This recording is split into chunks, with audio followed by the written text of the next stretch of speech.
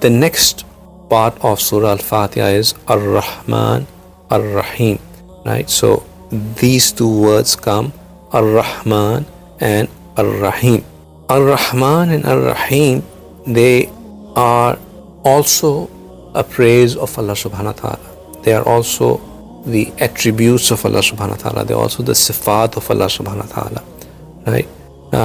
This is how Allah subhanahu wa ta'ala is introducing himself in Quran. So he said, Alhamdulillah was to say that we praise Allah, Rabbil Alameen, who was the Rabb of the all the Alams. And then he is, who is he? He is Ar-Rahman and he is Ar-Raheem.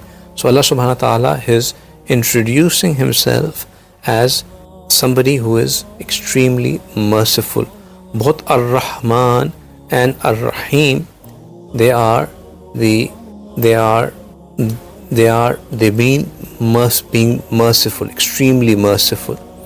There are many other attributes of Allah subhanahu wa ta'ala, but there was a purpose of introducing Allah subhanahu wa ta'ala as Ar-Rahman, Ar-Raheem. If Allah had wished, he could have introduced himself as Qahar. He could have introduced himself as Jabbar.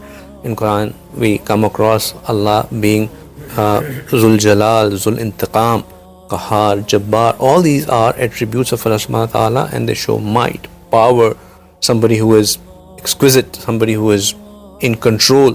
But Allah didn't want to be introduced as any of that, but only to be introduced as somebody who is extremely, extremely merciful.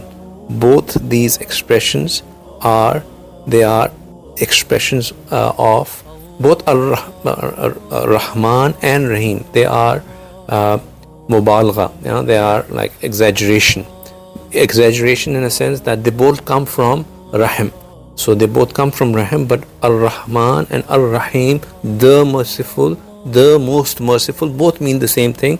They are both an exaggeration of Rahim. Now, why Allah subhanahu wa ta'ala would use the same word which has pretty much the same meaning, being the most merciful, right? Although Ar-Rahman and Ar-Raheem on their own would translate as most merciful, they have a subtle difference in them. They convey slight different meaning. Rahman has vastness, expansiveness in it, whereas Raheem has depth in it. It has intensity in it, right? Think of it like this. I say that the oranges are large and thick. Both are saying that the oranges are bigger in volume, but being large is one thing and being thick is another attribute. They're both different attributes. Likewise, Rahman refers to something which is wide-reaching mercy, whereas Raheem refers to complete and perfect mercy, right? Rahman encompasses everything, whereas Raheem penetrates everything, right? Rahman is the blessings that we experience in this dunya. Rahman are the blessings that we experience in this dunya. And it is out of the mercy of Rahman that every single being in this dunya enjoys the blessing of Allah subhanahu wa ta'ala.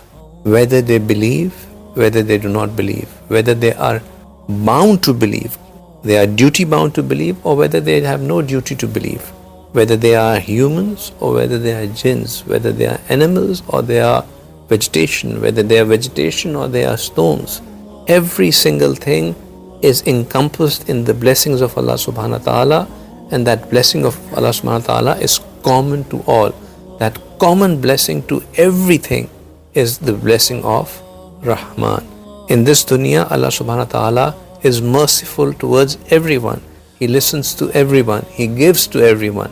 In fact, at times to the non-believers more mercy is shown, because they still do good, and that good is compensated to them in this dunya. So that mercy that is shown for anything that you do or to anyone in this world is the mercy of Rahman, right? Whereas Raheem refers to Allah's mercy that is perfect, complete and enduring in the hereafter. It is the mercy that is perfect, complete and enduring in the hereafter. Raheem the mercy would come into play specifically to the mu'mineen in the hereafter.